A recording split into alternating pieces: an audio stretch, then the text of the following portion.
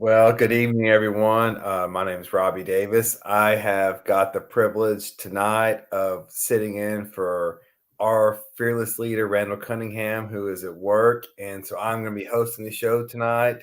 For better or worse, we'll see how it goes. We have Brandon Chain to one side of me, and then we have Tom Sloan next or beneath me. We have Raj Mehta, as of course, late.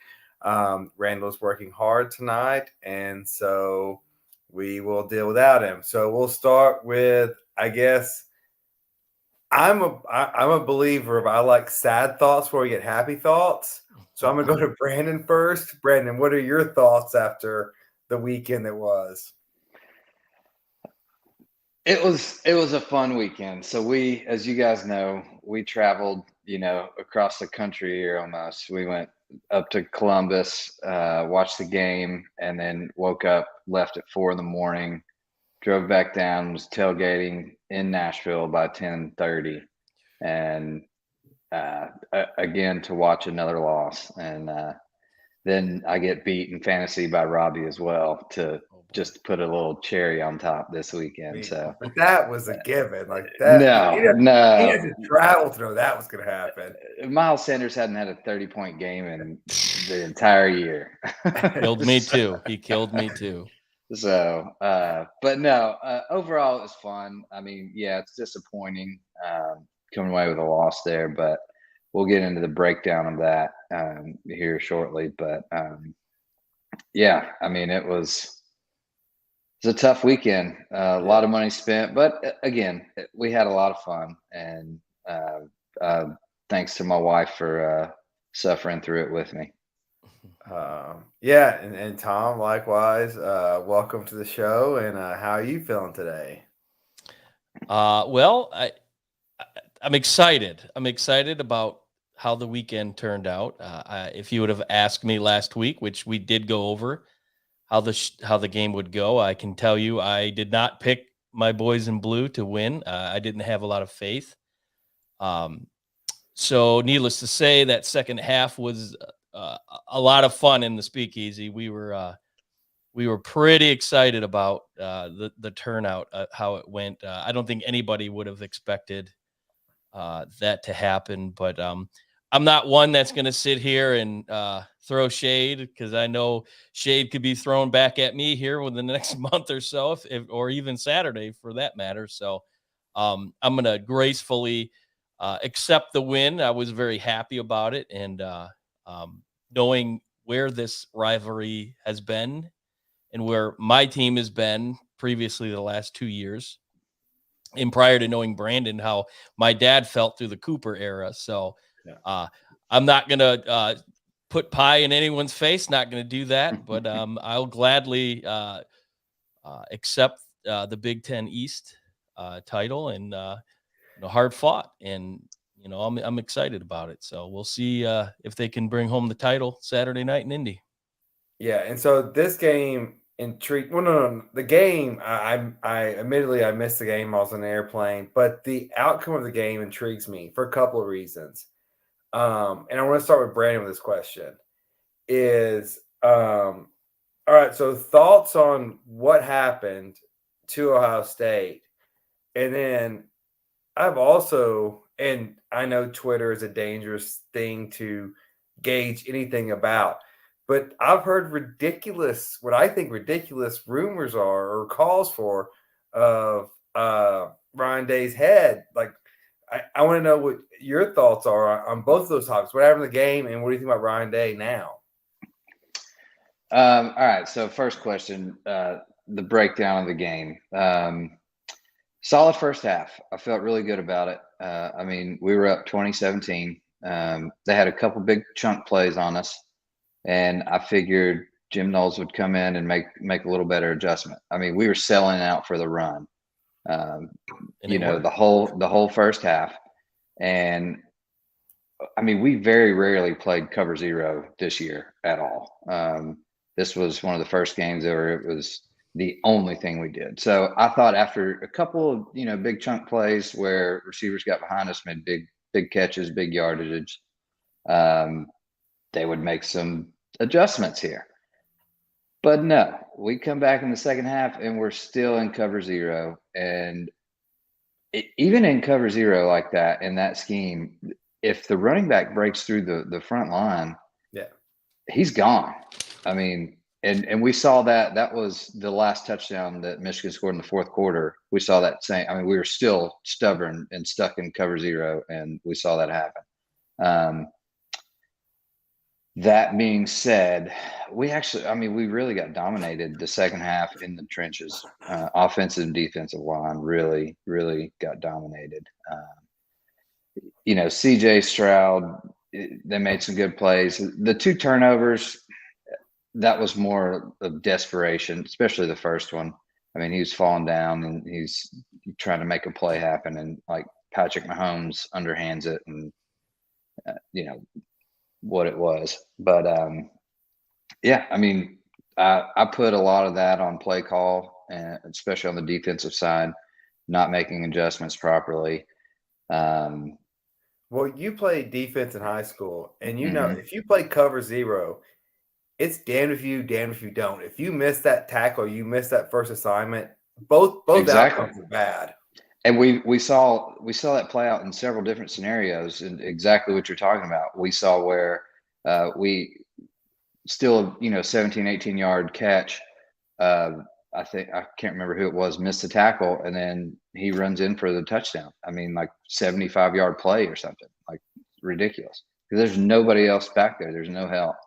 I would like to see a little better scheme now, especially as weak as our corners were this year. I mean, that was our worst part of our defense was cornerback. It was disappointing to see and not see adjustments made. And then, so what are your thoughts on Ryan Day? That's not going to happen. I mean, I know. I don't think it will. I think that's foolish for them to say yeah. that. So I don't really get the criticism. He's what, like 36-2 or something, like. Yeah, I mean, so we've lost to Michigan back to back, only 2 losses. Yeah, and most Ohio State fans, I mean, that's the game that you got to win. If you don't win, and all right, one time that might be a fluke. 2 times, people start getting pissed, and people, you see it on Vol Twitter all the time, where people are like, "Oh, this is terrible coach, fire him," blah blah blah. These people go crazy. Just calm down. Like, it wasn't necessarily Ryan Day. It was more on the defensive side, and the play calling on that side, I think, was the big difference in this game. Yeah, I got one more point where I'll get back to him and get to the playoffs. So, Tom, moving to you, same question. What were your thoughts of the games, and what does Michigan look like moving forward? Well, like Robbie said, Brandon said that the start of the game, Ohio State just marched right down the field, and I'm not gonna lie, I was really nervous. It was pretty easy for them to march down the field, and then Michigan countered with they had a big play on 4th down at midfield. And they came out of that with a field goal, and that kind of changed the way Michigan kind of felt offensively. That loosened them up a little bit. I think they were a little bit tight in that first possession, but overall, the big play on 3rd down when Cornelius Johnson gets the catch on the sidelines there, and he spins and he's free. That kind of set the tone, and Ohio State came back, took the lead. They got a lead by 3 at the half. So going into halftime, I just thought we were looking at a classic. And I even made a comment to the guys here, like, if it stays like this, you cannot tell me that any of these guys that lose don't deserve to be in the top 4. But obviously, coming into that second half, they made some adjustments offensively and defensively. The thing that made me like kind of happy the most was my theory about Harbaugh keeping some of the playbook under wraps prior to this game. He opened it up a little bit, and even to the point where that the huge play where the running back has kind of a jump pass Ohio State never saw that coming, and that was something as a Michigan fan I've never seen that. So that came from deep in the playbook.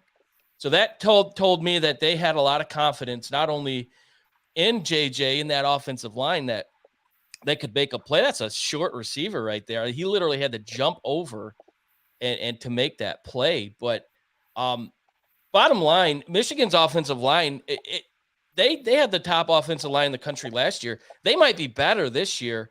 Mhm. And for as good as they are, Ohio State pretty much controlled that line of scrimmage in the first half. Second half, Michigan kind of exploited who they were. You mentioned it, Brandon, playing the cover zero. That blew my mind after the first big stretch play, why they would continue to come out and run those plays. And I think Michigan knew, Sharon Moore knew that if those holes open up on the right side of the line, that it was easy peasy right there. So they found an exploit on the defense of Ohio State. I don't agree with the play calling on their end of the ball. I think they should have made those adjustments because you're expecting everything to finish right there on the line of scrimmage. And with an offensive line like Michigan has, obviously it didn't pan out that well. But I'll go back to, looking at Corum not being available. He had one play and you just knew he's a jump cut guy. He's not a guy that's going to be able to perform real well with a big bulky brace on. So him coming out, that put a lot of stress on Donovan Edwards, who was playing with a hand injury. He played with a soft cast on his main carry hand. So he played with his offhand for the majority of that game. So that was huge for me. I look also Mike Sanderstill's play. It's a 2-possession game basically in the fourth quarter, early in the fourth quarter, lots of time. Mm-hmm. And CJ Stroud's got Stover in the corner of the end zone. And obviously there's a height differential there. And Sanders still go ahead. Oh, I was gonna say, go ahead and finish your thought. Then I got one word answer for two of you guys. And obviously Sanders still's given, he's about 6 inches shorter than Stover. And he allowed the play to continue and he punches that ball out. That was kind of the dagger for me. That's when you knew that everything was just kind of going right for Michigan. They get a field goal. And prior to that possession, they had a timeout on the sidelines, and Sanders still got up on the bench in front of the whole team and said, if you want to win the national championship, it starts right now. And I think the team kind of jumped on the shoulders and followed his leadership. Yeah. At that point in time. Hold on. So, all right. So if you have, but previous to 2 years, Ohio State was this way, Michigan was this way. It's closing its path. If you have one word, UM or OSU, the next 4 years, who's got the recruiting battle? Brandon, go first. Just one or the other.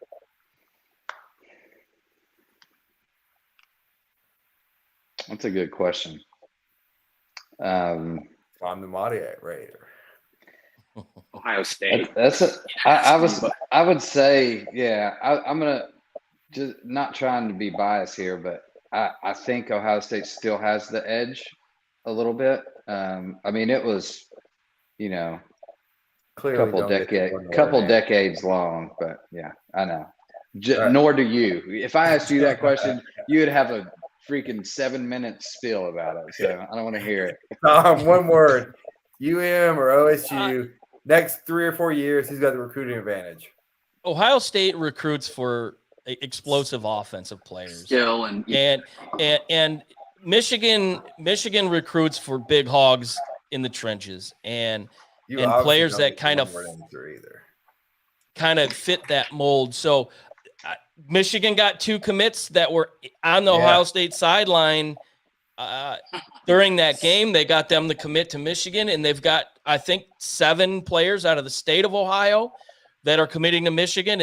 And that's huge because God knows Ohio, the state of Ohio can pump out recruits. But as far as a recruiting standpoint, the next 4 years, it's going to be Ohio State. They're always going to be in the top 5. It's just the way they recruit. And those Ohio boys, by the way, are never welcome back in Ohio, just for the record. All right, Raj, welcome to the program. Thank you. For being on time. Anything briefly to add to this Ohio State-Michigan game?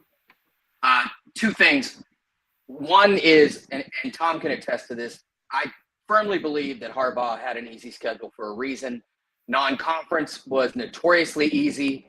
He can't pick the conference games, but they didn't have to show anything all year. They could just line up because he recruits the trenches so well and do what they do. And as Tom said, I saw some things out of the playbook that they haven't shown all year. And that, whether they're planned or not, they didn't have to use any of those plays prior. The other thing quickly is J.J. McCarthy. He reminds me a lot of Caleb Williams. He's just a different dude in terms of poise and situationally is what I mean in big moments.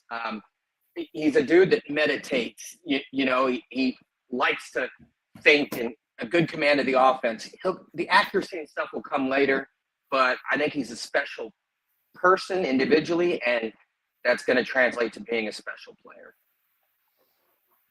Yeah, he's 3 hours before kickoff. He's sitting either on the sidelines or underneath the goalpost, just like meditating and taking it all in. And for me, what stands out the most is his leadership abilities for a kid his age, and his appetite to not be satisfied. He took the championship hat off and said, "We're not done. This doesn't mean anything. We still got a long ways to go." And that's something that you really can get behind, and that's what you want from your quarterback, that leadership. All right, so for the next topic, we're going to go for things that mean everything for y'all and just anger for me for 500, Mr. Jeopardy guy or Wheel of Fortune, whatever it is. So talking about the college football playoffs.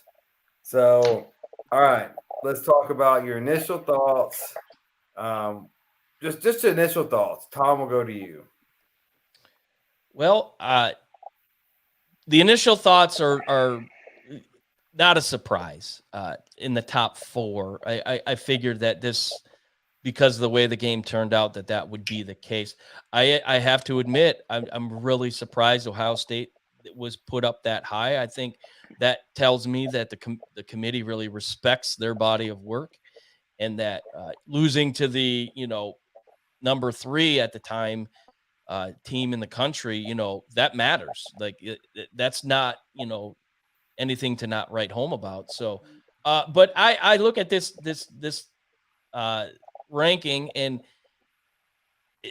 number 6 is just joke. It's an SEC Alabama bias, no question.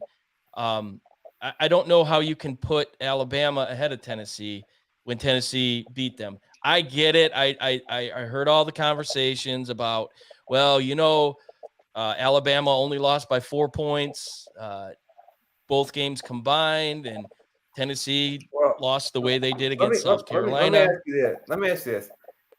Tell me how this argument is wrong. If the premise is you judge this season by this season, Michigan beat the number 5 team at home by 22.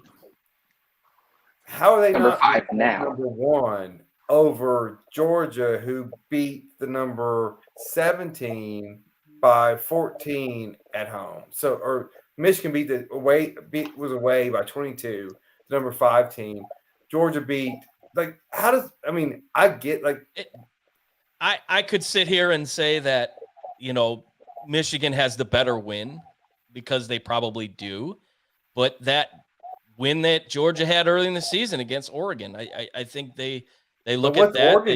Isn't Oregon like 20 something? Oregon's number 16, but the way they won, but we all know there's a bias, and Georgia had coming, the defending national champion team, and they're undefeated. Yeah. Number 1 in the SEC. That's big to the committee, and I thought Michigan might have a chance, and I'm sure there was some votes for them to take over the number 1 spot. But realistically, the Big Ten is down this year, and I think the committee is showing that by putting them where they're at. Yeah. They have a legitimate, reason to say, hey, they're number 1, but we're in the conversation, and I'm not going to be too greedy here, but overall they did have the better win in my opinion. But well, here's the other thing though. I mean, you can't, if you've got a team ranked number 1 already, it's really hard if they don't lose, regardless of who they're playing, to really bump them down. Right. And that's a leg that they can stand on, the committee, any day of the week. And it's really hard to respect. it's really hard to make a case against that. Well, they're already ranked number 1 just because they didn't play as strong of a team. They still won. It's really hard to penalize someone for, winning. Same thing with Michigan's schedule, in the Big Ten. Same with Ohio State. Like, we play the teams we're faced with. And so Brandon, I'm going to ask you this. What do you think about Ohio State's ranking versus where they are versus where they should be? So that's a tough one. Like, you guys all saw my text. I was really pissed about the game after. I was like, Ohio State's posers and blah, blah, blah. Just, berated them 4 times. I think I said everything that everyone else wanted to say. I wasn't taking the bait. I know. I was so mad. But, going back and watching that game, we're still a really good team. And, like I said, we were there in the first half. We didn't make the adjustments. That I put that on coaching, not the players necessarily. You gotta put your guys in the right places to succeed, and they didn't make the right adjustments. We got out coached, and I think that was the big difference in the game. But it's hard. I mean, it's easy for the committee to put them into that number 5 spot because they only have 1 loss versus 2. And if you go by current rankings of teams that won, Ohio State is beaten, a better record than Alabama right now, which is number 8 Penn State and a number 19 Notre Dame. Alabama is number 2 best wins, number 21. But now do Tennessee. Do Tennessee though. No, Tennessee is above. Yes. Yeah, above Alabama for sure. The thing about Tennessee though is it also matters. The committee has shown in how you lose. They've shown that all year. And Tennessee got blown out. For Ohio State. 1 loss. Well, Ohio State lost to number 3 team. That was at home. I'm not saying South Carolina was number 53 or something. That's a little bit of a difference. So if you don't put Ohio State at 5 and Bama, who no idea how they're up there aside from name alone, they lost to Tennessee and LSU. Their best win was what? At Ole Miss, who ended up with 4 losses against Arkansas, who was terrible. Tennessee, some good wins, obviously, but they got blown out in their 2 losses. I don't care about 27-13. The whole national audience saw that, and the South Carolina loss was fairly inexplicable. Number 8 is who? Penn State. Oh. Yeah, Penn State. Yeah, I mean, well, their only 2 losses are Michigan and Ohio State. Which Penn State would get waxed by any of the top 7 teams. I agree, but this is what the committee does. You can make a case either way for so many. Exactly. And I think we're also all guilty of looking at players and knowing their names and knowing recruiting. And just because you have great players doesn't mean you're a good team. Oh yeah, I mean we're one of the best teams on paper in the country, but we don't go out and show it. So the next question is: of this playoff group, if TCU loses, are they still in? Yes. No. No. All right. Or USC. I'm going to start with Tom, the no group. Why not? Basically they're where they're at because of being undefeated. I don't think the committee sees them as a team that really can make any noise in the playoff, we'll say. They've had a couple wins where, they got out, luckily, specifically Super Baylor. fortunate. So yeah, and it's a conference that's down. Obviously, there's, you got TCU and Kansas State. So I just think this is a team that's hanging on by a pinky nail, and in the committee is keeping them to where they're at because they're undefeated. So they'll be battle tested this week. That's going to be one hell of a game, Kansas State and TCU. So that could be iffy. We'll see. Raj, you said no also. Why do you think no? If TCU loses, why are they not in? I think a lot of the country saw that they've been very fortunate multiple times, including at Kansas State when that score was 28-10. Will Howard's first action after Adrian Martinez got hurt. I don't want to take credit from them because they won at Texas. They've stepped up when they had to, but how can you justify dropping them one spot based on a schedule when the committee values conferences so much? And, the Big 12 is definitely behind, the SEC and the Pac-12 this year. Oddly enough, I can say that. And then maybe it's ahead of the Big 10, but probably not because of the top three. So you're looking at the fourth best conference at best. And 3 in the top 25. Yeah, and then you got one loss TCU if that's it. And we also all know it's also not only who you lose to, but when you lose. And I think falling one spot in a bad conference championship game would be unprecedented. Then you got one loss, and Ohio State's got one loss, and Tennessee's got one loss, and who are you going to take? 2 losses. Tennessee has 2 losses. My bad. Or Ohio State, and it's timing and conference, and Ohio State would have the edge in both of those. All right. So Brandon, you said they're in no matter what. Why is your thought? I think so, just because a different take on that. To Roger's point, it is when you lose, and they're in a conference championship. And I think the committee values conference championships pretty highly. If they were to lose to K-State here, they're a one-loss team that lost in a conference championship versus some other one-loss teams. Ohio State did not go to the conference championship. They're a one-loss team. Now, they lost to number 3 Michigan. Does that come into play? I don't know. I think the only way that another team gets in is if USC loses. I think that's the gateway. I think they could switch around somehow miraculously if Purdue beats Michigan and TCU loses. Then we're going to have some talks here. That would be outrageous. But there's no way in hell that Purdue's beating Michigan. Let me ask a follow-up to that. Did you say miraculously if Purdue beats Michigan? That's all I've heard on 2 years of the show, that Purdue always beats the best team. So I'm betting on Purdue to beat Michigan. Purdue does nothing but screw up someone's season. That's all 3-0 against top 10 teams. They never do anyway, anything. So Raj, we're going down to you. That way.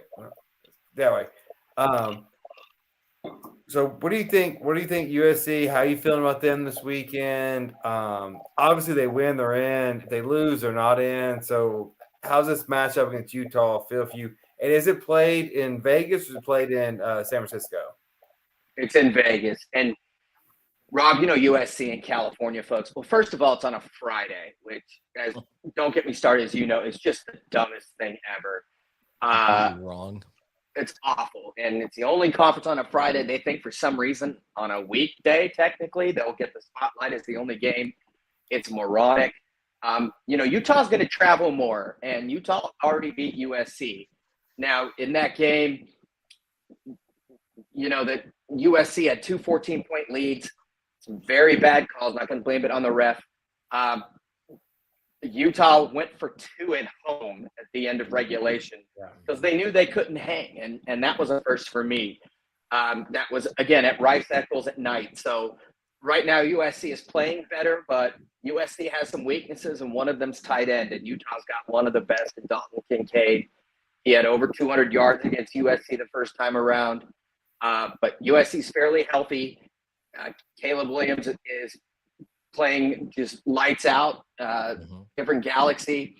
So I think USC will win, knock on wood, but this is, a lot of people think that USC is more likely to lose than TCU, and I can definitely see why. This game scares me, but a lot of it are the intangibles, like a Friday and Vegas, and like I said, Utah fans are going to travel. It's Utah. There's not much else to do. And they love beating USC, and they already did it once this season. So They can't drink in Utah, so they're going to be going to Vegas. I think, we'll see. They'll be rowdy as hell. I think USC is the better team, and I think they really, despite the final score, showed it the first time.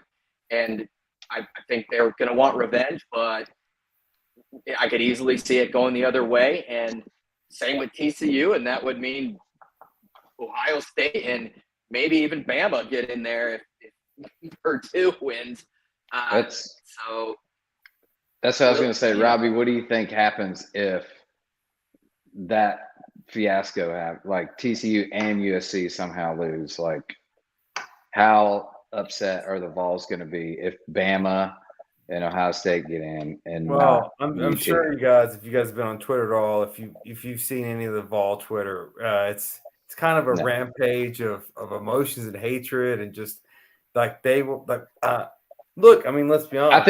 I think Dave on our text message is a good representation of Vol Twitter. I mean, Vol Twitter, like, legit got Greg Schiano. I mean, it does. Like, I'm not debating the merits on what happened with Greg Schiano, but he had a contract signed, and Vol Twitter got that contract revoked, and then it went on to the fiasco. So yes, the Vol Nation. So yes, if Alabama gets in above Tennessee, so if USC and TCU loses or whatever it falls down to, yes, there will be fall. Just every ESPN analyst, everyone on Fox, everyone just get ready. And can I make an argument for Tennessee to get in? Now, what if, because Purdue never played, sorry, Brandon, just quickly, Purdue never played Ohio State. If Purdue kills Michigan, making the whole Big Ten look crappy, and then Ohio State is even crappier than a crappy Michigan who got killed by Purdue, making the entire Big Ten lose weight in the committee's eyes. TCU gets blown out, USC loses. Then you got Bama moving up. Ohio State, just by the argument that the Big Ten has little to no value in the committee's eyes, but the SEC does, and Tennessee moves up, and those other schools fall behind. The point is it likely? The committee won't let us jump Alabama for whatever reason. No, I'm just saying maybe it could be moot. But but there's no arguing for Alabama over Tennessee. I mean, it's just ridiculous. That is the worst. And in the same interview, they said, well, FSU is above LSU because FSU beat LSU, and then they said Alabama's above Tennessee because their body of work's better. And it's like, wait, what? Like, I'm sorry, who did Alabama beat? No, it's constant contradiction with the committee, and they've got 5 key things that they look at, and Tennessee's better than Alabama in all 5 of those. And they're pulling hard, and they're betting. So you should be in a judgment situation and ranked based on your body of work, what you've done, and those 5 criteria, right? So just because of the Hendon Hooker injury, I think they're taking so much of that into account, saying, well, Milton is nowhere close to that, so Tennessee cannot play with anybody. But who are they to decide that when let them play? Like, your body of work already got you there. Like, I'll just destroy that argument because Alabama beat Vandy by 52. Tennessee, without Hendon Hooker, beat Vandy by 56. So it's like, oh yeah, our backup can beat them by worse than their starters can. So pump the brakes. It's Joe Milton. Yeah, there's points on all sides. That's what I'm saying. Like, yeah, and it's like, oh, you're lost. Like, yeah, it's when you lose from us. Right? Because they're Bama, we got to move on. We got to move quickly on. Because they're Bama, they're never going to drop that much. And when they don't have to move on. We've got still Bama. We still got a whole hour left. We're in good Name, shape. and that's it. No, we got to move on Yeah, I'm with to you. what are our predictions? The predictions. So we'll start with Brandon of the Final Four. I think TC loses to K-State. I think USC can pull this one out. And somehow USC goes to 3, TCU drops to 4. And yeah. Oh, that's a good point you just brought up. That's a huge move. If you're USC, you'd much rather see no offense, Tom, but you'd much rather see Michigan than Georgia and Atlanta. That's huge. Oh well, yeah. Yeah, you would. Absolutely. And I'll go because I've said I think K-State's going to win this game. Now TCU started turning it on late, but I'm just going off of matchups and what it looked like the first time around. I think USC, although I wait for the other shoe to drop, I think they can pull it out. That would make, in my opinion, USC would be 3, and Ohio State would sneak in at 4. That's my prediction. Tom. Yeah, I like you, or I'm sorry, I like SC in this game. Caleb Williams is on a mission. I think once he kind of separated himself from the group as far as Heisman candidates go, he turned it on another level. And for a quarterback to be able to do that, my good buddy Bill, who Mr. Jasper's familiar with, he's a Notre Dame grad, and he kept texting me. I've never seen a quarterback with the escapability that he has. Great word. It's just he's, as the year has kind of developed, he's developed more skill set, we'll say, not only with his arm, his ability to make plays with his legs, which makes that offense look a lot better. So they're giving 2.5. I like SC. I do agree with Raj. I think this is going to be a heavy Utah crowd. So if they can kind of get past that, I think, their original loss earlier in the season, a ruckus crowd in Utah was a little chilly. Weather was an issue. So obviously we're not going to have that there at the at the Death Star there in Vegas. So, but I think USC's will do just enough defensively, and they have the better offense that they can pull it out. So give me SC in that one. TCU has been holding on, like I said earlier, by a thread. This is the game the bubble bursts. I like Kansas State coming in. Obviously, they made that quarterback change due to injury, and it's really, really kind of propelled them since the TCU game. So TCU, I think the party ends today, and which for Brandon, in my opinion, that's the one that I think he's probably hoping for to get Ohio State in. Michigan, top to bottom, better team, better division. I can see this game kind of being slow for the first half, maybe a little bit like last Saturday. Purdue's, they're going to have a lot of fans there. Obviously, they're from Indiana, so they'll be representing. But I just think Michigan has too much. They're too talented. Those offensive linemen are just too strong. I fully expect Corum to play at least a little bit. And obviously, Donovan Edwards has shown what he's worth. I think they cover that spread easily. And LSU, they're going to put Bayou Brian to bed.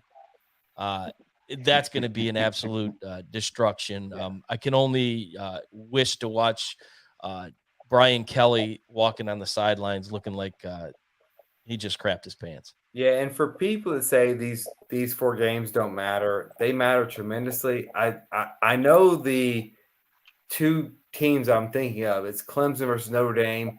I think it may have been Alabama versus Ohio State in this matchup. I think this foursome, and Clemson, Dabo Swinney, it was when Clemson won the championship. And Clemson was like, or Dabo said, yeah, we spent 1 week focused on Notre Dame, the rest focused on Alabama. He's like these matchups matter because if you can defeat, like if you're that weak, you can do 1-on-1, and the other side of the quadrant has to do 4-on-4, 4 weeks on each other. Then you flip it 1 week for the other. Like there's preparation that's Sure. differential. Sure. So that stuff matters if you're better than the other team that you're facing. So this 3 and 4 matchup is whoever gets USC against Caleb Williams is going to have a nightmare in practice. They're going to have a receiver running quarterback and a quarterback throwing right behind him, and it's going to be a nightmare preparing for him. In this particular run to the conference champions, this just proves why 4 teams in the CFP just isn't enough, and it's just going to show more positive proof that hey, you got Tennessee, you got Alabama, there's a case for both teams. Ohio State, obviously, there's question marks, and I think at the end of a college football season, you don't want question marks because there's always going to be the fans that say we got screwed, or they got screwed, which that's going to happen, obviously. So when you expand that playoff, we lost to South Carolina. We don't deserve to be in. Well, and that ends the discussion. You handle that on the field. And these are kids, and you don't want to take away from their talent and overall like body as a team. Sometimes coaches make mistakes. Sometimes the kids do. They have bad games, whatever. This is almost back to the BCS era. Like one loss, you're just dead to me kind of deal. Fortunately, we had several one-loss teams this year, so or even 2 that are still like could probably compete in the top with anybody. So to me, you can probably take the top, maybe Penn State. I would say I'd cut it off at Tennessee probably, but even Penn State might have a long shot on a neutral field. Clemson's gonna. I like North Carolina. But if you look at the top 8 teams this year, really, I mean, I would say that's a pretty good shot, on a neutral field somewhere. So, again, to your point, Tom, 4 is not enough. Well, I think the point, Brandon, is take the top 8, but eliminate like Penn State. I guess sadly eliminate Tennessee in this situation, and bring in some other people that can come in and compete that haven't played against each other now. That's why 12 is going to be awesome. I like 12. The more I think about it, the more I see it visualized, it's going to be awesome. Well, yeah, you're going to catch a 2 or a 3 team lost team that you might catch fire, and everything starts clicking. And football is so much about matchups, like how you match up with a team, like versus run, defense, what kind of schemes they run, and what kind of athletes you have on the other side of the ball. So that makes a huge difference. Yeah, and this is a tangent, and I'm going to go to Raj. I'm not sure if you're a lot busier than most of us are, but have you heard about the Rose Bowl and their new conditions for the playoffs to go to 12 starting next year?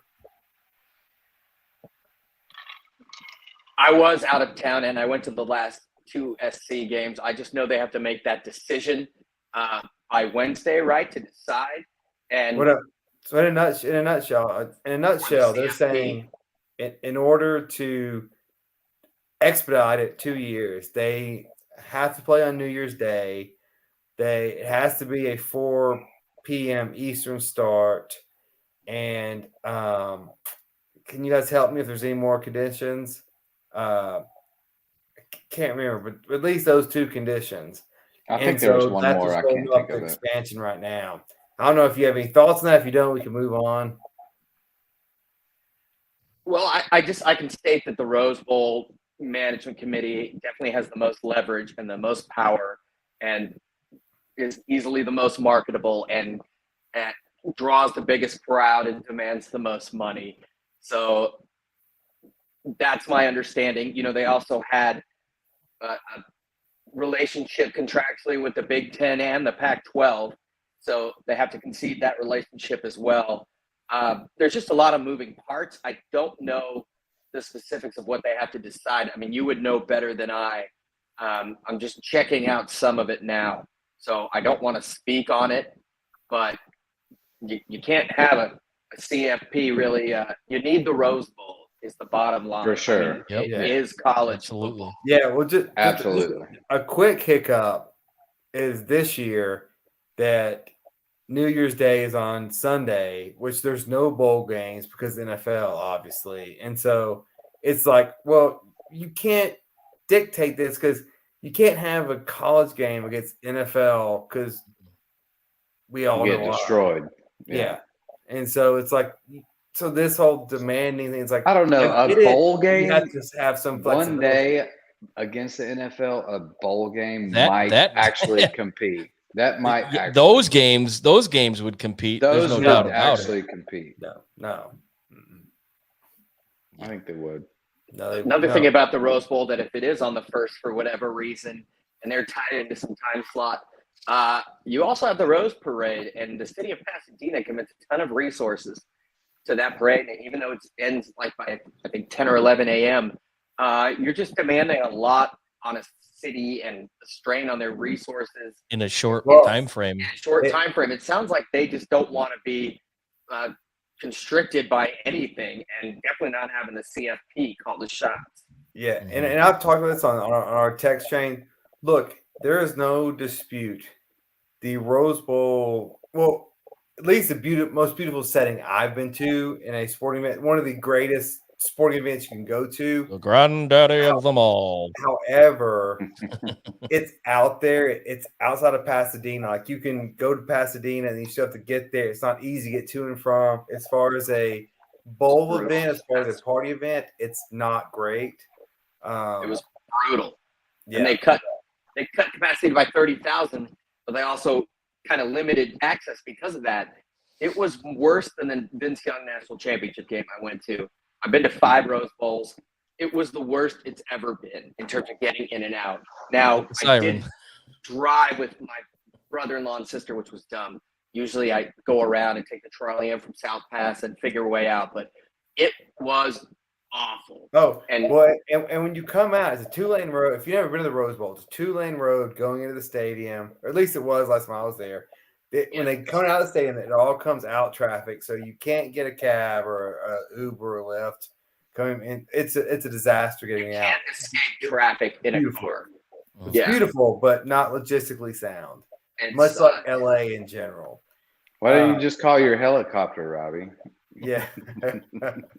Speaking of helicopters, we're going to the Battle for Atlantis, a little college football or basketball over the weekend. I don't know if Brandon and Tom, if you guys watched any of it. Nope. That's a negative. Well, Raj's team, Sorry. my team was in it. Raj, you That's need to watch We- time that. for we me weren't to take lucky. a break real quick. We weren't lucky enough to be, in Atlantis Yeah. as you were. Can't hide money in the Bahamas over here. Robbie Well- had a table for one. I hopefully I hit I a lot watched of a lot of. I money. watched SC's. I didn't come back with a lot of money, so hopefully it's all hidden there. Raj, you watching the tournament?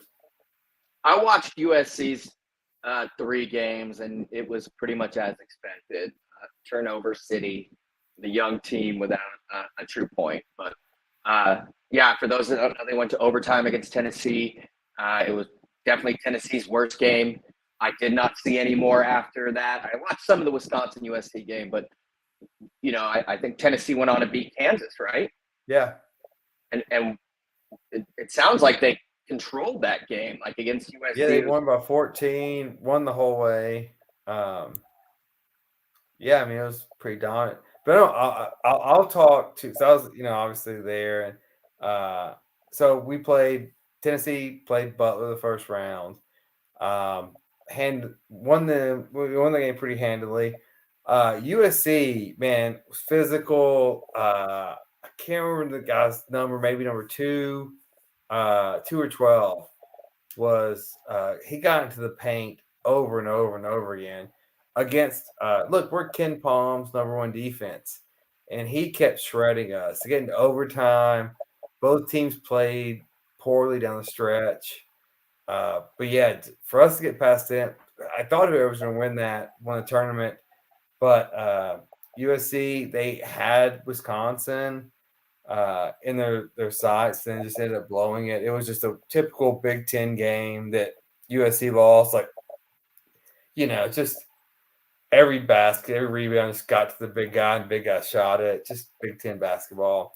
And then, and by the way, as we're speaking of, man, I was sitting on my couch today, or I guess it was last night. I was so sick.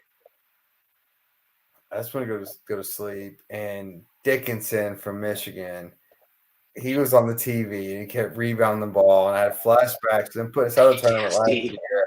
And I'm just like, oh my God, please stop. But nonetheless, do you have a bug or something? That one because out. my kid's puking right now. It's going around. Yeah. Nonetheless, Tennessee, survived USC in overtime. Then, we're in line talking to the kids from Kansas, people from Kansas. They're also all cocky. And I'm like, look, man, I was like, I'm a believer in Kim Palm stats. I'm a worshiper of Kim Palm. I'm like, we're better than y'all, and we're going to win, and you guys are to pick them. Yeah, I'll throw my money out there. I can hear him saying that That's too. all that was left. And then, we beat them badly. We beat them by 14. So won the championship. It was exciting. And then, back in business. Won the under tonight, and then here we go. Rob, you're probably thinking of Trey White, 22, who is a true freshman, a 5-star. A big guard forward who he's just coming into his own. SC doesn't have an identity yet. When the ball goes through Drew Peterson, I think, had 21 turnovers himself in the tournament. Everybody stands around. Turnovers against Tennessee was 20-11. So USC still finding himself. They have a ton of talent, but USC took a really, really good team to overtime. That's nothing to talk at all. That's a really good outing. And they barely lost to Wisconsin. Wisconsin's good. Coming in probably should have won that game. Not bad. And they're a very young team. They've been center based from centers that have gone in the top early rounds, and now they're an outside in team. They're guard based, and they're getting to know each other. So I thought they should have beat Wisconsin. Tennessee, no. Tennessee was the better team. They just SC's defense took some guys like Vescovi out of it. But the future I want to say is bright, but they're one of those teams that could beat anybody. But they play 0-7 Cal tonight, and they could lose that game. There's just no cohesiveness yet. I think USC is good, and you were correctly right. They took Vescovi, Ziegler, Jordan James didn't play, but they only had 7 points from the guards. They made our post players beat them. That Phillips kid. Phillips kid was amazing, especially against the zone. He's gonna be really good. Oh yeah, he was a great player. I was impressed. All right, so on a high note of the Vols winning the Battle for Atlantis, we're gonna have to take it to a sad note, and because I feel obligated to talk about this because it's extremely depressing and extremely important. Indiana University women's basketball was invited to a tournament in Las Vegas. They played in front of no stands, not no fans, no stands to occupy the fans. There was a few people standing there only. This comes after I want to say it was either last year or 2 years ago. 2 years ago. COVID was canceled. It was the first year after COVID, and they were given this. It was I think it was in San Antonio, if I'm not incorrect, Tom. Mm-hmm. And they were giving no locker rooms, no weight rooms, essentially ballrooms. Mm-hmm. Their weight room was like a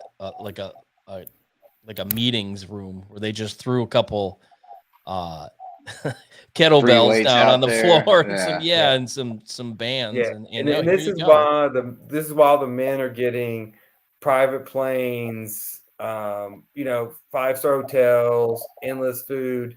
I guess the disproportionality of sport, and especially in that sport, in NCAA basketball, especially when men's football has no counteraction to pay for. Just, I guess, do you guys have thoughts? If you have any, please share them. I'll start with you, Brandon. Yeah, I mean, again, I was pretty much out of pocket from Wednesday on, so I didn't really know what was going on. I caught up with you guys a little bit before this podcast and read about it a little bit, and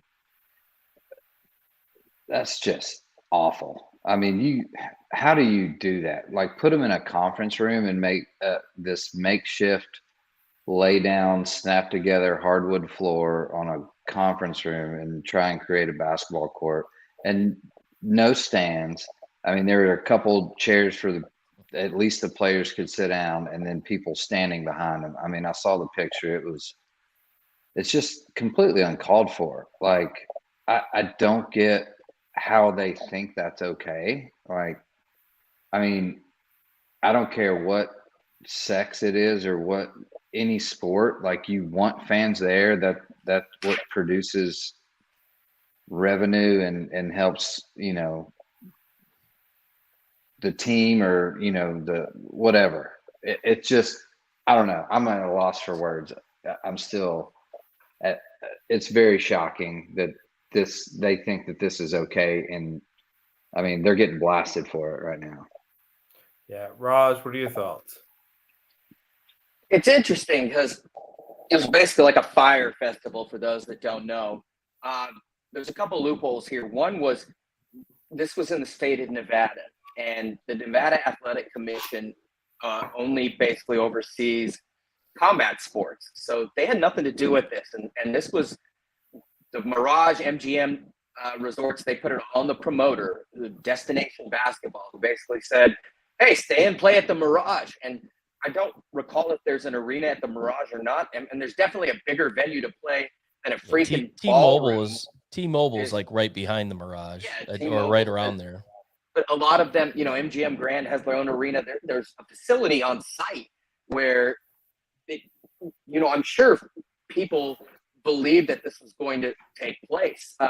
It also begs the question about, athletic directors and what are you agreeing to exactly? Right. It's just so baffling overall that, schools didn't tour the facilities.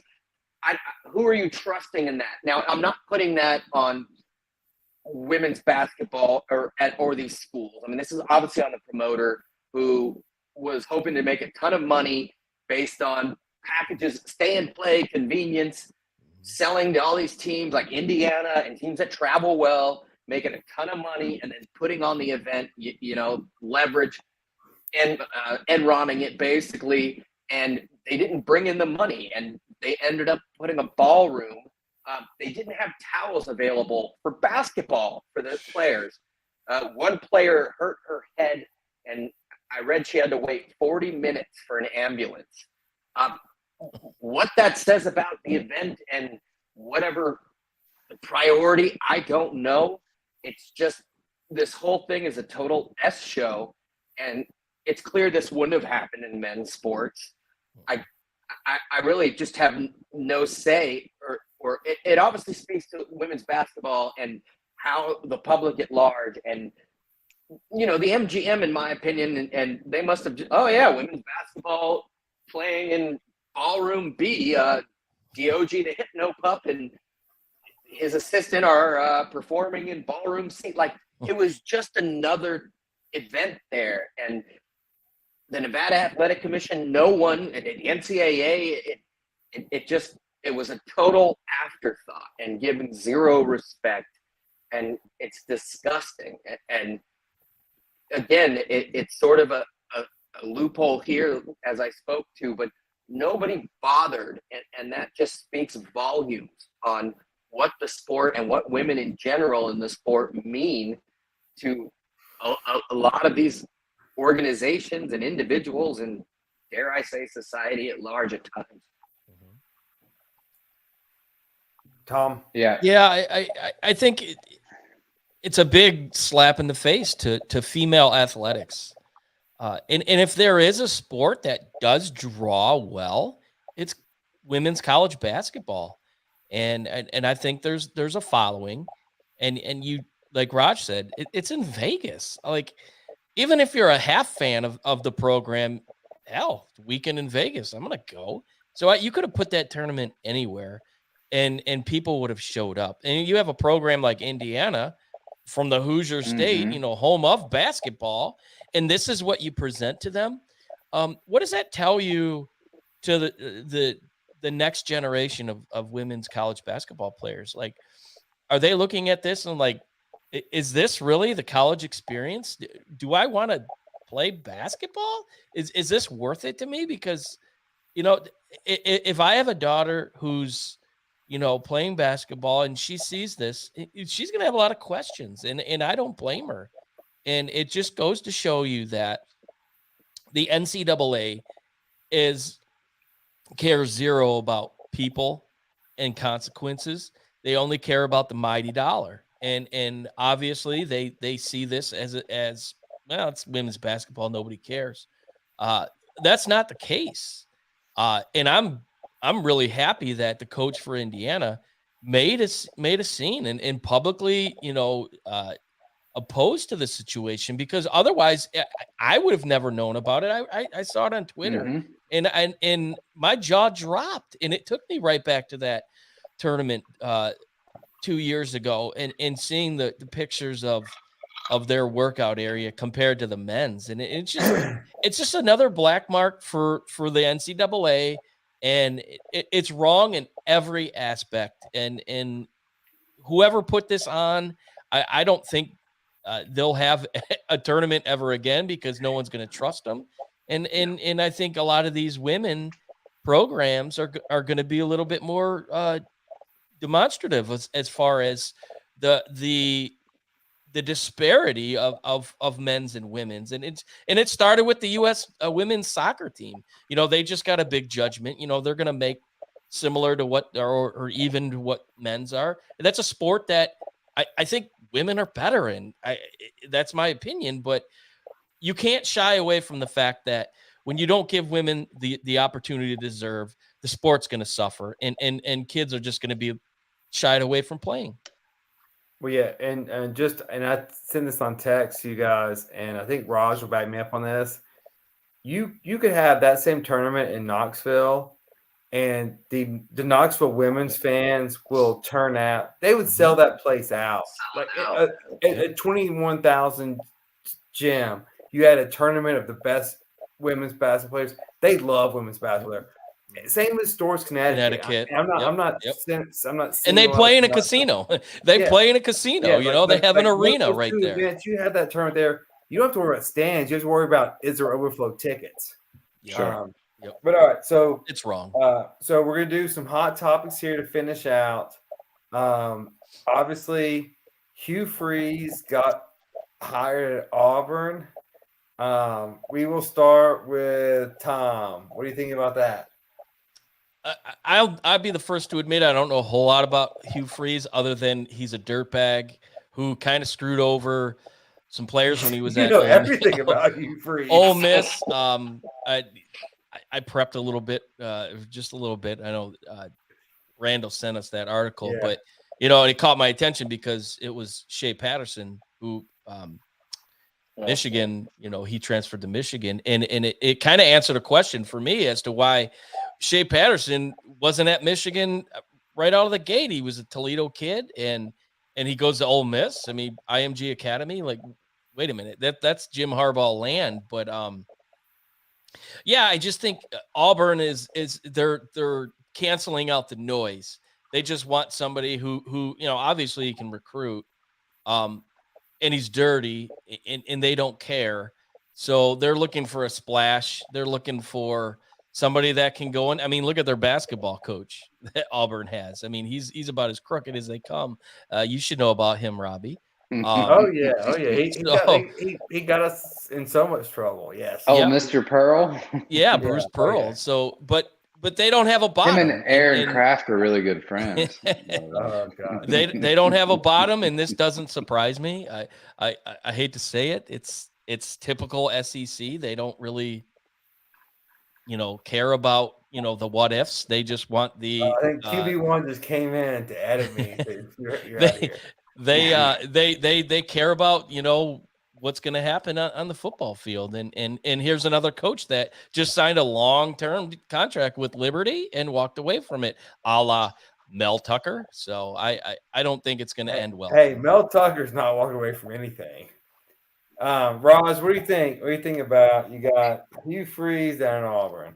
It's disgusting, man. I mean, do we not forget the guy? Like, first of all, Ole Miss vacated the wins over those 2 years.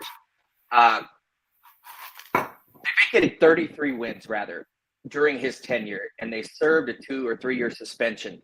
He had recruiting violations, but even more disturbing were the sexual abuse allegations. It's well known that the guy used university phones to call escorts. It's kind of like Petrino. Like, again, claims to be a religious family man and comes from a Christian school, and then goes to a religious Christian school in Liberty. Don't get Rob and I Who was their started president? Who was their university there. president? Yeah, that shows you where they're at. Just disgusting. But there were reports of him paying attention to young girls' shirts. One girl was wearing a Grateful Dead shirt, and she testified that Hugh Freeze said it was promoting drugs and told her to change, called her in her office, told her to change, wouldn't let her go to the bathroom and do it. He stood in the corner. She said she turned around, but he watched another girl. He commented on her skirt. This is an absolutely disgusting individual. Now, these are allegations. The fact that he was calling escorts from university phones are not the recruiting allegations. There's obviously substance that the NCAA levied penalties.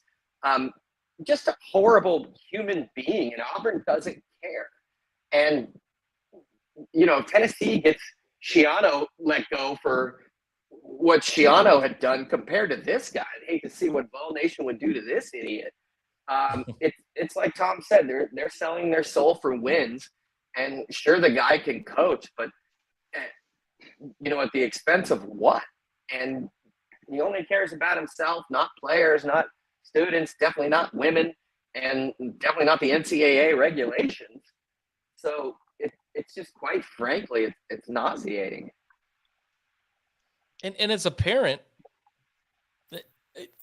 How do you, knowing these situations, how do you trust this coach with your 17, 18-year-old kid that he's going to be the right fit? I just going to get him laid. I guess that's the only good thing. Yeah, that wasn't right. Yeah, this is what we continue to see in all aspects of sports and other high ranking officials on any aspect. So you'll see all these charges or problems or issues with someone, and just give it a little time, and then they're back in.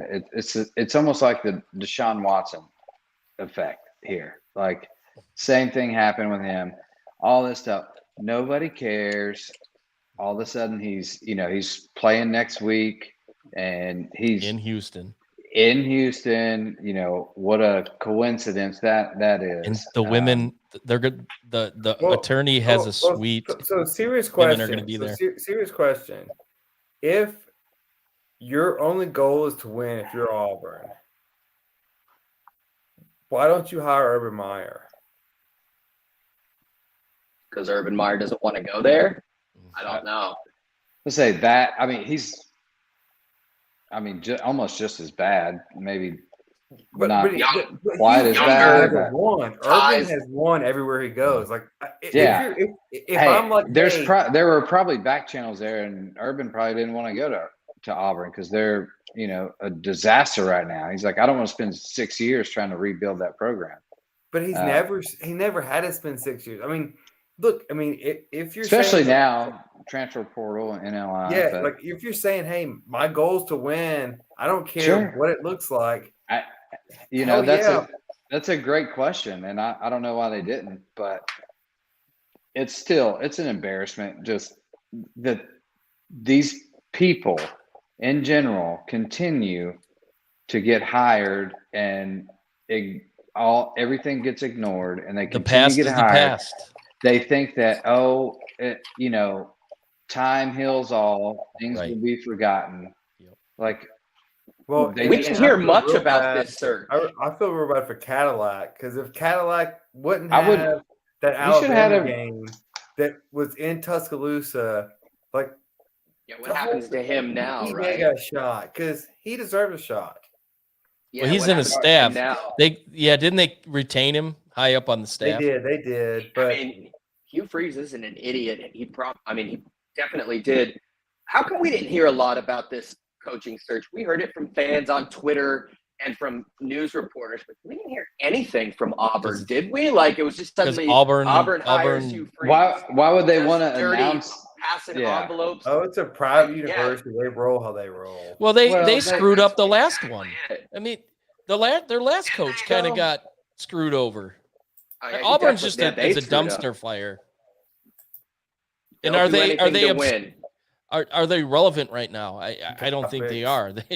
are. Penn State goes down there and mollywobs them in Auburn. So I mean, I think if they were more relevant, that probably would be. So, boys, Deion Sanders has told his team apparently that he is going to be somewhere else on Sunday. One, where do you think he's going to go, and where should he go? I'll start with Raj. I mean, I've heard smoke about him going to Colorado. I think that would be a waste of Deion Sanders. Now, that being said, Deion is from that era when Colorado was a dominant team, and Salanessa and the black and gold and Rashaan Salam winning the Heisman. It did mean something then. You can recruit, Rob. Boulder as well. It's a great college town, but Yeah. Deion really can dominate, especially in the South where there's a hotbed. I could, the more I talk through it, I could see him wanting the challenge, obviously wanted the Jackson State challenge, and going to Colorado and taking that job. I'm blanking on other high names. I thought he'd be a great fit in Auburn, but apparently Auburn didn't It think was so. South Florida and Cincinnati. Cincinnati, South Florida, yeah. Yep. I like the Yeah. South Florida take on that, to be honest. I think that's a really good route for him at this point. But if he wants a college town and a place he can recruit to, Rob, you've been to Boulder many times. You can get kids to go there, correct? Robbie. You can get kids to go there. I'm not sure you can get athletes to go there. I mean, it's a it's a all white yuppie ski town. Like, it's not what you want to go to if you're an athlete. I wouldn't say. So should Deion wait a year and see, and that also begs the question, what jobs do we think will be open in a year? Could he be, God forbid, in Alabama? That's To me, I don't like any of them, to be honest with you. You got South Florida, Colorado. Yeah, it makes sense for him to stay at Jackson State. What he's been able to do for the HBCUs, kind of put them on the map. You got these kids now. You look at the recruitment destinations. Their Final Five, UC Jackson State. Could you see that 3 years ago? No. That's true. And I agree. Happens to those I kids agree. like Travis Hunter if he leaves? Yeah, what do they do? Exactly. Is he going to follow him in the portal or whatever? But it's prime time. Colorado ain't prime time. South Florida ain't prime time. And I'm looking at some of these other lists. UMass, Cincinnati. Give me a break. Stanford. Cincinnati's, yeah. I just, well, he's not going to recruit that kid that's a 3.8 or higher with athleticism. But this isn't the job for him. He's going to stay at Jackson State. That to me, that's a smart play. But if there's one school here that I can see him going to and making an impact quick, it is the South Florida, because he's a Florida guy, and it's a hotbed for SEC talent. We all know Florida is a hotbed. He could go in there and lure a lot of them recruits out of Florida, out of Miami, out of SEC schools, because clearly he's been able to get kids to come to Jackson State. Yeah, it's prime time. You want to come play for him. Absolutely. So does he need another stepping stone job though? I think he does. Yes, because you can obviously go to Jackson if Hugh Freeze is getting hired over him, then he needs another stepping stone.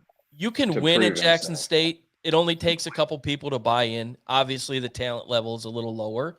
So I think he needs an upgrade as far as conference goes. South Florida would probably be it for him. And then from that point on, he would, jump to a better opportunity. But Deion's all business, and he's proud at what he's built. And I don't know. I don't see him walking away from a program that he absolutely rebuilt for the South Florida Bulls. A lot of rhetoric. Depending on the administration at Georgia Tech, that seems to me like a great fit. Well, Georgia Tech just hired their guy. Oh, did they? Yeah. Yeah, they kept. Well, they were going after Bill O'Brien too, and that. Sorry, guys. I was in the Bahamas. Excuse me. No, tough life. Siren. You look like a lobster, white guy. I'm so jealous, actually. Okay, well then, if take Georgia Tech off, then yeah, South Florida. Well, I think you wait, man. Yeah. I don't know if Mississippi State's got a new athletic director. Does that come open if Mike Leach doesn't work out? How long before Florida State says we got an opportunity at Deion Sanders? Yeah, let's bring him big in. One. That's the only one that makes sense to me, and it could be 2 years away at the most, because if they have an opportunity, Kirby Smart was smart and waited for Georgia to open up. Just great point. Refuse. Yep. My job, once it opens up, I'll take it, and I roll with it, and it's worked out. Good job. And that also helps. Your credentials as well, as you're getting offered all these jobs coming in, and you refuse, you stay, loyalty, and you start thinking, some of these other teams like a FSU potentially in 2 years. That's like a home run. That's like Urban going back to Ohio State kind of deal. That's a no. Yeah, so that's a no. That's a no-brainer. Yep. All right. So quickly, one on the topic. Does Urban coach again? I don't think so. I think he had an opportunity this year, and I don't know if he wants to. I think he likes the sitting at the big noon desk and get bamboozled by Michigan fans and get praised by Ohio State fans. I think he likes that, and God knows he's making enough money. He's gotten too much blood on his hands. He's been in too much bad media. He does not need to dabble back into that.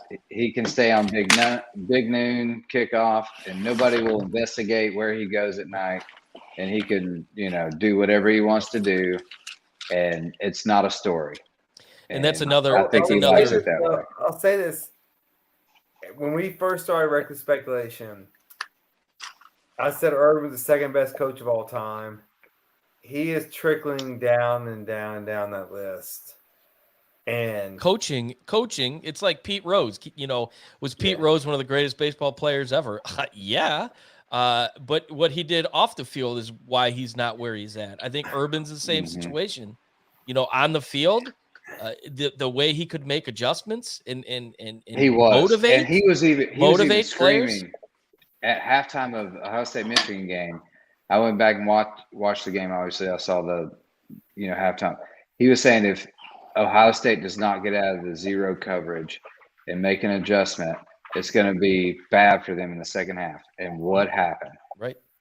Well, what? He knew it. Like, I'll tell you what I find amazing is like just the simple question of, did these guys ever play Madden or NCAA football on PlayStation? Like, we know how to work the clock. We may not be geniuses on how to design plays. We know when to call timeout and how the clock works for us one way or the other. All right. With that being said, But it is. I think it's more recruiting side, gets you hired on coaching. But It is bet your nuts time. Who wants to go first? We will let Mr. Happy. We will let Tom go first. All right. I'm going to go this week, the ACC championship game, the North Carolina Tar Heels against the fraudulent Clemson Tigers. Right now, the number is Clemson giving 7.5. I think that's a joke. I don't know how committed they're. I'm gonna botch his. There you go, Blake Corum. I'm gonna botch the quarterback's name, DJ Ilele, who I saw somewhere the other day that he potentially could be jumping in the portal and going to Notre Dame. That would be interesting. He doesn't play very well in South Bend, but give me North Carolina to cover the 7.5. I like that game. And then we'll go over to the NFL, and this game's going to be fun to watch. You got Kansas City going into Cincinnati. Cincinnati gets Jamar Chase back this week, who said he could have played last week in Tennessee, but for cautionary reasons, I think he was looking at this week's game. Kansas City right now is giving 2. I think Cincinnati's rolling right now, and they're now tied for the lead in the North. Give me Cincinnati to cover and win that game. So it would be Cincinnati +2. I like them to win. Brandon? Bold move, Tom. Reckless speculation. I love it. All right, I'm also in the NFL. I got 2 here. First one, my favorite one. I really like this new Mike White kid at the Jets. We saw what he could do last in the week. rain. Looked totally like 10 times better than Zach Wilson. He played last 28? year too. He can He sling did. it. Yeah, He can hurt. sling it. Yeah, He can sling it to both teams. It's the Jets. Hey, maybe he's learned something. But they're +3 in Minnesota. The Vikings are kind of rocky right now. Cousins is going to cousin, and I like the Jets +3. Bite your tongue, sir. Yeah, you start them next week, you'll lose your butt. All right, my second one, and this has got stipulations on it. Only if Justin Fields plays. I like the Bears finally beat the Packers in a down year where Aaron Rodgers. It is. Yes, it is Chicago. It is in Chicago. In Chicago. I like Chicago. Not money line. I'm taking the Bears +4.5. Won't be 4.5. Because this is Fields plays. If Justin Fields plays, we're trying to get people that he's want to questionable wager on, not hypotheticals. Well, I'm telling you, I gave you my We're not first doing one, it for your but own I'm saying, pocketbook, Brandon. You've got enough money in your own damn bite your pocketbook. tongue. We're doing Bite it your for the tongue. poor people out here gambling, trying to make $1. I'm saying pay attention to this game because this could be a nice little nugget at the end. If Justin Fields plays, take the Bears, and it's finally going to upset Aaron Rodgers. He does not own the Bears. A-Rod, I own you. Yeah, it's not going to happen this year. A-Rod, he's checked out already. Anyway. Raj? He's gone. I've got 2 as well. I think Buffalo Bills have been they haven't played their brand of football yet, and Josh Allen is active. They're getting 3.5 at New England. New England is already ugly. It's on a Thursday, which makes the game already uglier. I think Buffalo wins this game by more than 3.5. I understand it looks like a trap game, and Vegas scares the crap out of me. But I'm taking Buffalo. What's that? Last week was a trap in Detroit. That spread was ridiculously high. Yeah, Detroit gave them everything they had. And that's a team playing well who's getting one at Yeah, at one. home against Jacksonville. But Yeah, yeah, they're that's the Vegas favorite. for you. They got Jacksonville favored in that game. Exactly. My other one is just a general statement. Championship games, Rob, you could probably attest to this. The under is usually the play. Not in fantasy though. Not in fantasy. Well, I'm not going to say anything about that right now, but Brandon, the under what is happened usually last the week? play. You got I think the SC Utah, I just don't see 68 happening. You got teams at the end of their year. They already know each other. They've already played each other usually. You're not going to have super inventive offenses. The other team knows what you're going to do. As a general rule, take the under in championship games. That is my bet your nuts statement. If you bet the under on all 6 championship games, I think you'll do fine. I think you'll probably win 4 of the 6 and make money. Yeah, so because sports hates me, I'm gonna go with this 2-team parlay that will only get us close to the playoff, not get us in. So I think Utah is gonna win. And I think Kansas State's gonna win. Cornbread. And that is going to get Ohio State and Alabama in the playoff. And Tennessee's going to be sitting there with nothing. And that's just going to be like, are you kidding me? And so give us a whole season to complain Insult about. injury. And that's He just wants to spend a Saturday erupted on Vol Twitter and just watch all He's got the comments. He's got a new bottle of bourbon he wants to bust Yeah. into and Yeah. sweet It's all that. therapeutic, man, when like minds are also like wallowing in misery. It's super therapeutic. They are leeches in the bottom of the sea. They will attack anyone. They enjoy it, man. If they're happy and you guys win it all, like Twitter will cease to exist. Oh, I cannot wait to Raj, to push back on all ball Twitter. If UT basketball ever makes a Final Four or championship, expect all of you people shut up. You weren't fans. You're just nonsense people. Raj knows. He's been to games. He knows. Exactly. Anyways, final words. We'll go with Raj. I'm being a homer, and I went to the UCLA and the Notre Dame game, and Caleb Williams is, I said, possibly, I've seen a lot of quarterbacks. I met in person, and this is a kid who's 19 and who's coming back, is probably the best college quarterback I've seen. And I've seen Vince Young, Matt Leinart. I'm old. I've seen a lot of them. Aikman. He's just special in that the escapability is one thing, and that was a great word. And to me, that's aside from the mobility. He's just sort of savvy and slithery, and his ability to throw on the run, his downfield accuracy, he throws across his body. Some of the throws he made in the last 2 games were, I was dumbfounded. And the rest of the country has seen what I've seen.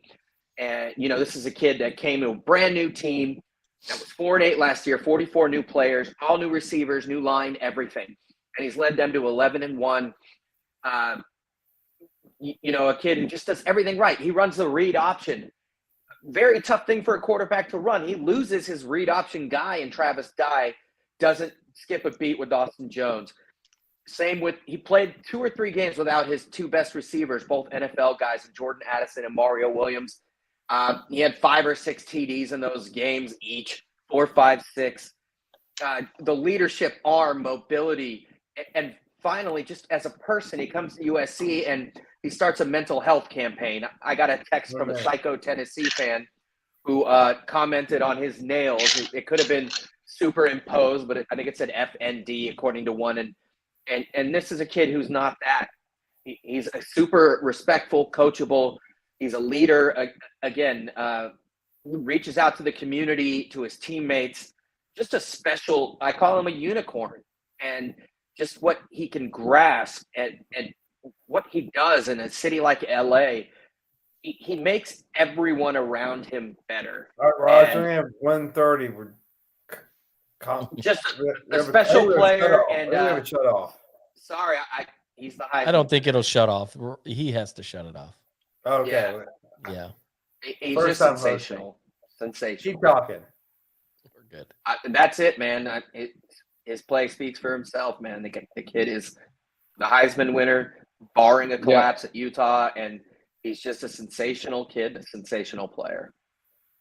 Oh, it doesn't shut off. So I'm sorry, Raj. You can't keep talking. I thought it was going to cut off automatically. Nothing else to say. I think I've said enough. It's a great Just kid. one of the best I've ever seen as a college quarterback. All right, Brandon.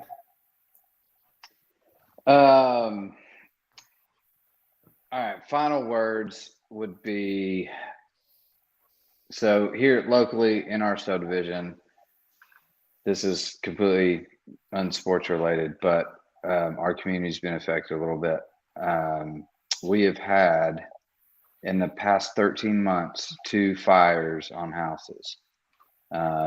Both really good friends of mine. 13 months ago, outdoor chimney fire completely burnt this house to the ground. A friend of mine, and it was a faulty fireplace inspection. So after that, everyone knew, let's get fireplaces inspected out here, blah, blah, blah. Well, I'm not going to name any names, but it was by the same builder. There were 6 on the same street that had to be repaired for the same problem.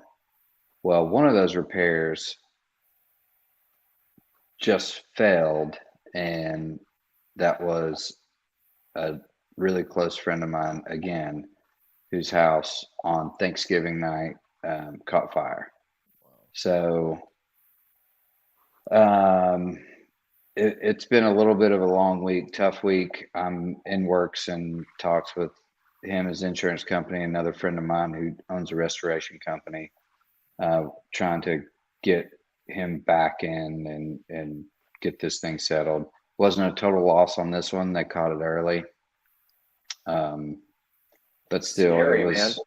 yeah, it's scary. It's been the same problem, and I know what it is. And I build, you guys know I'm a contractor, so I build outdoor fireplaces all the time. I've never had this problem happen, but I've never been so scared to build another outdoor fireplace after seeing this happen.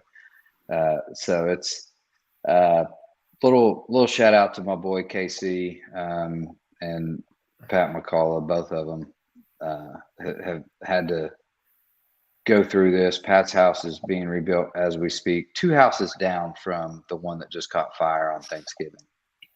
So it's been a big problem here. So just want to give a shout out to them, and thoughts and prayers for sure with Casey's family at this point. That is a lot. And hopefully, I'm glad everyone's safe. That's for sure. Yeah, everybody's good. They caught it early. Even got their cars out of the garage before things happened. But Tom. Well, I'm going to read 4 names: Madison Baldwin, Hannah St. Juliana, Justin Schilling, and Tate Meir. It was a year ago today that the shootings in Oxford took place. It was horrible, and just wanted to bring that up. Obviously, it's on the picture there, and I wear it here. We have a problem in this country, and these 2 men, particularly these boys, Tate Meir, Justin Schilling, they were heroes. Literally saved lives, and at the cost of their own. And it's things like this that we can't forget. And obviously, it's only about an hour from here, and it's kind of been plastered everywhere, as it should. So I dedicate every day to kids like this, and it needs to be highlighted that these kids matter, and these kids have to be safe when they go to school. And that day, the furthest thing on their mind was never coming home to their families. And Tate Meir specifically, he was a superstar on the football field. He was going places, and not that makes his loss any different than the other 3. it hit a little bit harder. And I know Michigan wore the patch last year in the Big Ten championship, and I would love to see them do something like that again this year. But like I said, we have a problem, and it starts in the home. And this kid's parents supplied the gun that the kid used, and they're obviously going to be punished to the full extent of the law. They'll probably First never case see of its kind. they'll First never case, see the an light of important day. case. And it just goes to show that there's issues that I think get swept under the rug that don't need to be, and it needs to be highlighted. And if I could take another minute, I live in a very conservative town. Take all the time you want. And there was a group of people that were trying to have books banned in our local library. And they specifically targeted the LGBTQ community. There were 16 books that they deemed that were too sexually explicit to be in the public library, and demanded that they be removed. I've been in this town for 6 years, and there's been a big change. And we have a small library. There was literally 30 chairs. 200 people showed up last night and spoke, and led by kids that impacts these books. The point that I'm trying to make is these kids matter, and they need to be heard. And long story short, the books were all read by the board, the library board, and they all basically said, these books aren't going anywhere. They're important. They're needed. And kids need to have a voice that these four don't have, that I spoke of a couple minutes ago. And we need to start taking kids more seriously in this country, or what's the future going to hold? So I'm proud of our little community, our little, notch in the world that we had, that they stood up for what was right. As a matter of fact, there was about 10% of the people in there that had a problem with it. And by the end of the night, they had already gone and left. They knew that it was a lost cause for them. But 1 year ago, Oxford High School, these kids don't have a voice. We need to give a voice to these kids now, because they're our future. They're going to be taking care of us. And Gen Z showed up in the vote. They're important. And, God rest their souls. They're beautiful children that they don't have the privilege that we have anymore. And that's just a shame. So things have to change. Thanks, guys. Well said. That's very well said, Tom. Well said. Yeah, I had an idea to follow you, but I think you said it very, very well. And we will close it at that. For reckless speculation, I